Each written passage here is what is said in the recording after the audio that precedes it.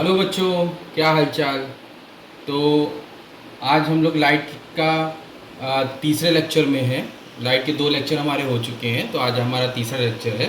तो पिछले लेक्चर में हमने image formation by concave mirror पढ़ा था, जिसमें 6 कंडीशंस थी। आज हम लोग image formation by convex mirror पढ़ेंगे, ठीक है। तो कॉन्वेक्स मिरर में सिर्फ दो आपकी कंडीशन, दो जगह हम लोग ऑब्जेक्ट रखते हैं, बस दो कंडीशन देखनी है। कॉनकेव में 6 थी, कॉन्वेक्स में सिर्फ 2 है। तो कॉन्वेक्स मिरर पहला क्या है, एट इन्फिनिटी। अगर ऑब्जेक्ट क्या है आपका, एट इन्फिनिटी। अगर ऑब्जेक्ट कहाँ रखा है, इन्फिनिटी मतलब कहीं दूर रखा हुआ है। तो इस कंडीशन में देखना है कि आपकी इमेज कहाँ बनती है, बाय कॉन्वेक्स मिरर। तो आपको पता है कॉन्वेक्स मिरर ये होता है, ठीक है।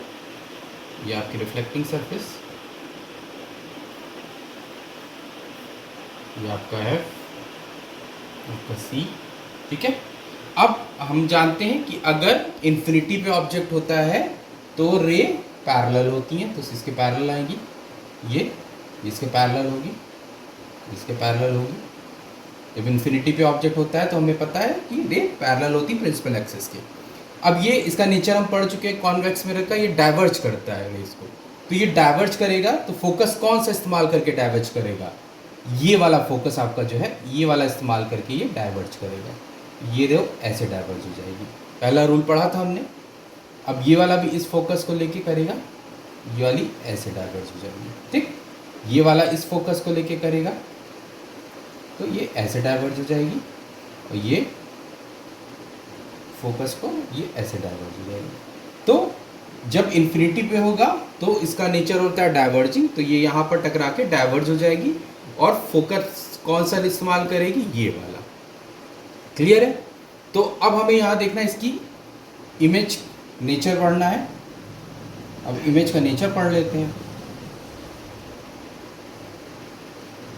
तो पहला हमारा कहाँ क्या हो लिखते हैं हम लोग, कहाँ बन रही है।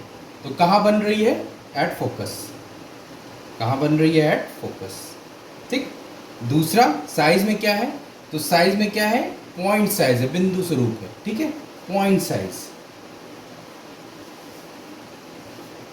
तीसरा, अब आपको बताना है इन्वर्टेड है कि इरेक्ट है, मतलब उल्टी बन रही है कि सीधी बन रही है। तीसरा पॉइंट यही लिखते हैं।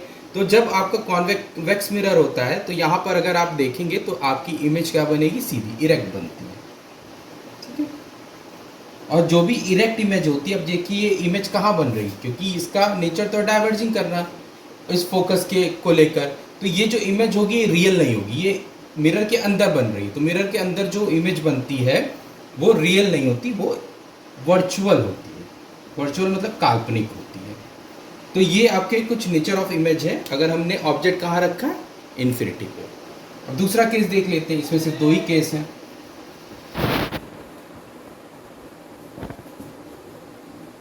अब दूसरा केस कॉन्वेक्स मिरर में क्या है, हम एट फिनिटी, एट फिनिटी मतलब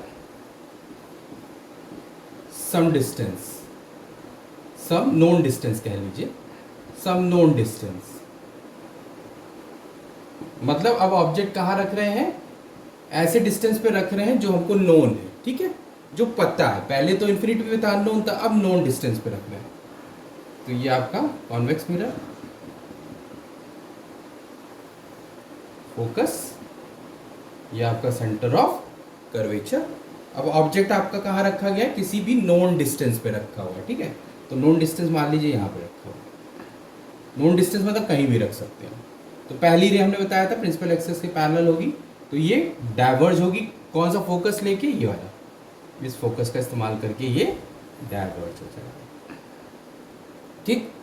अब दूसरा क्या करना है, दूसरा वाला यहाँ पोल से लगाते हैं, तो ये गई पोल पर और पोल से टकरा के वापस आ गई, ठीक है।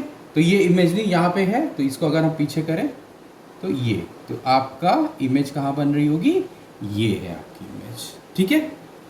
तो अब इसका नेचर देख लेते हैं।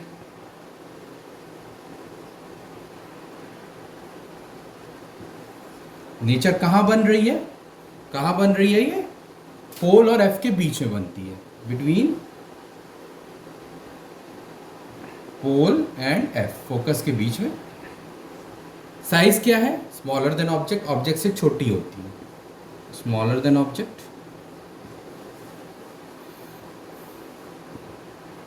थर्ड, कैसी बन रही है? इरेक्ट है, सीधी है। एंड फोर्थ, ये क्या है? मिरर के अंदर बन रही है, तो ये क्या होता है? वर्चुअल, काल्पनिक है। ठीक है, तो ये दो कंडीशन है हमारी कॉन्वेक्स मिरर की। कॉनकेव में 6 पड़ी थी और कॉन्वेक्स में 2। ठीक है, तो होप आपको समझ में आ गया होगा इमेज फॉर्मेशन दोनों की। अब इसके बाद एक बहुत इंपॉर्टेंट टॉपिक है, वो डिस्कस कर लेते हैं हम लोग। तो अब आगे हमारा टॉपिक है साइन कन्वेंशन ऑफ मिरर। अब मिरर का हमको साइन कन्वेंशन पढ़ना है। साइन कन्वेंशन इंपॉर्टेंट होता है आपका न्यूमेरिकल जब सॉल्व करते हैं तो आपका इंपॉर्टेंस रखता है। ठीक है, न्यूमेरिकल सॉल्यूशन में साइन कन्वेंशन आता है। तो पहले अब देख लेते हैं, ये आपका कॉनकेव मिरर है। ठीक है, ये आपका F है, ये आपका C है, और ये क्या है आपका? ये आपका कॉन्वेक्स मिरर है, ये आपका F है और ये आपका C है। ठीक है, अब यहाँ पे थोड़ा सा ध्यान दीजिएगा। जैसे कि ये हमने बनाया, देखिए ये आपने ग्राफ पेपर में पढ़ा होगा कि इधर वाली जितनी होती है राइट हैंड साइड में, राइट हैंड साइड में जो भी क्वांटिटीज़ या जो भी चीज़ लिखी रहती हैं और ऊपर की तरफ जो भी चीज़ लिखी रहती है, जैसे यहाँ पर ज्योमेट्री में क्या होता है? ये प्लस एक्स एक्सेस होता है, ये माइनस एक्स एक्सेस होता है, ये वाई प्लस होता है, ये माइनस वाई होता है। पढ़ रखा है ना आपने?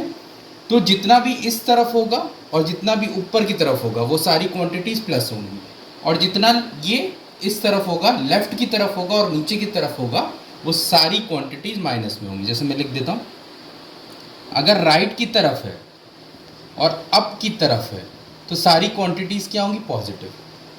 अगर लेफ़्ट की तरफ है और डाउन की तरफ है तो सारी क्वांटिटीज़ क्या होंगी? निगेटिव। देखिए यहाँ पे भी है, ये प्लस और इधर वाली ये माइनस, और डाउन की तरफ है तो माइनस। तो अब यहाँ के इस रिस्पेक्ट में देख लेते हैं। तो सबसे पहले हम लोग यू हम बता चुके हैं, यू होता है ऑब्जेक्ट की डिस्टेंस। यू क्या होता है? Object distance. मिरर से ऑब्जेक्ट की डिस्टेंस को यू बोलते हैं।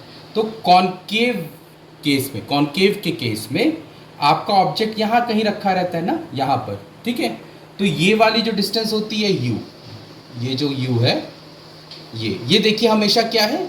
मिरर से लेफ्ट साइड में है, तो ये हमेशा क्या होगी? निगेटिव, यानी तो यहाँ पर हमने आपको बताया कि जो u होगा ऑब्जेक्ट का डिस्टेंस, वो हमेशा लेफ्ट साइड में होता है कॉनकेव में, तो ये हमेशा माइनस होगा। ठीक, अब क्या होता है? ये फोकस देखिए, कॉनकेव का फोकस ये वाला यूज़ करता है, मतलब लेफ्ट साइड वाला फोकस यूज़ करता है, तो फोकस भी इसमें क्या होगा? नेगेटिव। फोकस भी क्या होगा? नेगेटिव होगा। अब यहाँ पर v क्या है? अब हमें v का लेना है, तो v देखिए 5 केस जो हमने पढ़े थे, जो शुरुआत के कॉनकेव में 5 केस पढ़े थे, उसमें जो इमेज बन रही थी सब ये मिरर के लेफ्ट साइड में बन रही थी। ठीक है, तो उस केस में जब लेफ्ट साइड में बनेगी तो वो निगेटिव होगा।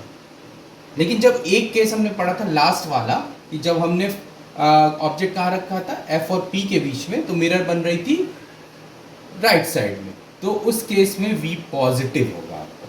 ठीक है, तो बाकी जो 5 केस हैं उसमें v इस तरफ बन रहा था, इमेज की डिस्टेंस लेफ्ट साइड में थी, तो v होती है इमेज की डिस्टेंस, तो वो निगेटिव लेंगे। लास्ट केस में मिरर के उस तरफ थी तो वो पॉजिटिव होगा।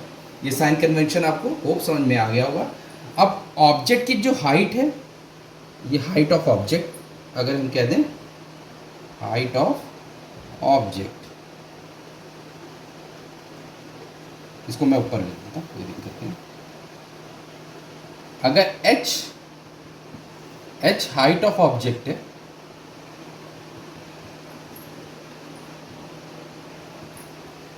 तो ऑब्जेक्ट की हाइट देखिए, ये ऊपर की तरफ है ना, ऊपर की तरफ है ये, तो ऊपर की तरफ हमेशा प्लस होता है ना, तो हाइट ऑफ ऑब्जेक्ट क्या होगी? पॉजिटिव।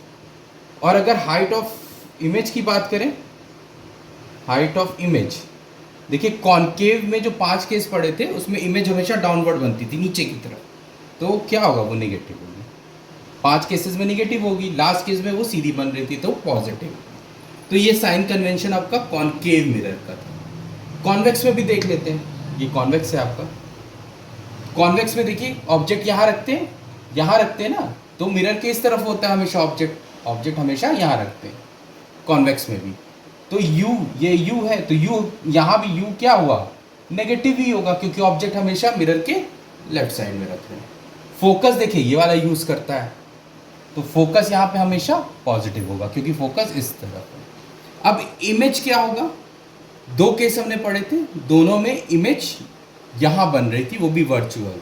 तो इमेज इस केस में क्या होती है, इमेज यानी v क्या होगा, पॉजिटिव ही होगी, ठीक है। अब हाइट ऑफ ऑब्जेक्ट यहाँ भी देख लें, ऊपर है हाइट ऑफ ऑब्जेक्ट, ऑब्जेक्ट की हाइट बात करें वो पॉजिटिव होगी, और इमेज की भी हाइट बात करें तो वो भी पॉजिटिव होगी, क्योंकि दोनों केसेस में आपने देखा था ऐसे ही बन रही थी, ठीक है। तो ये कुछ साइन कन्वेंशन है जो आपको न्यूमेरिकल सॉल्व करने में मदद करता है। अब इसमें दो फॉर्मूले हैं, वो मैं आपको बता देता हूँ। अब मिरर का फॉर्मूला जो न्यूमेरिकल यूज करने में यूज होगा, फॉर्मूला फॉर मिरर,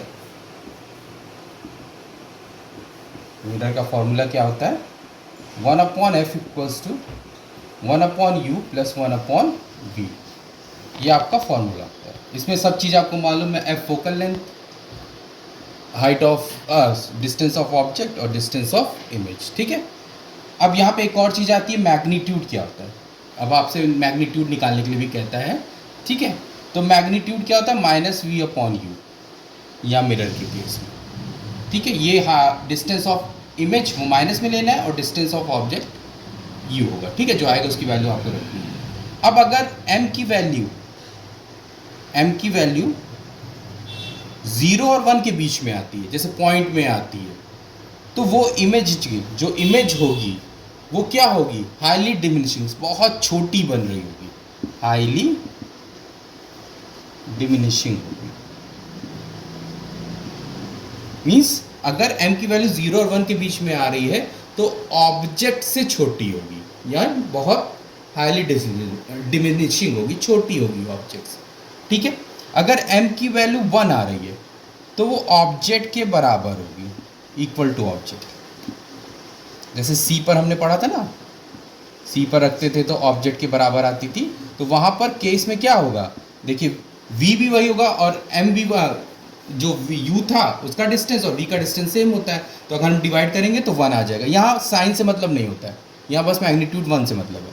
तो जब 1 से कम होगी तो वो ऑब्जेक्ट से छोटी होगी, 1 के बराबर होगा तो ऑब्जेक्ट के बराबर होगी, और अगर 1 से बड़ा है तो वो ऑब्जेक्ट से बड़ी होगी, बिगर देन ऑब्जेक्ट,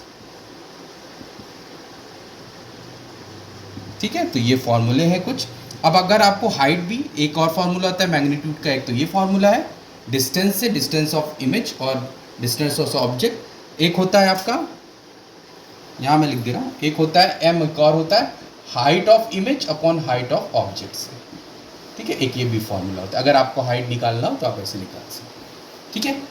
तो नेक्स्ट लेक्चर में हम इसके न्यूमेरिकल भी देखेंगे, तब तक आप ये प्रैक्टिस करिएगा। Thank you. Like, share and subscribe my channel.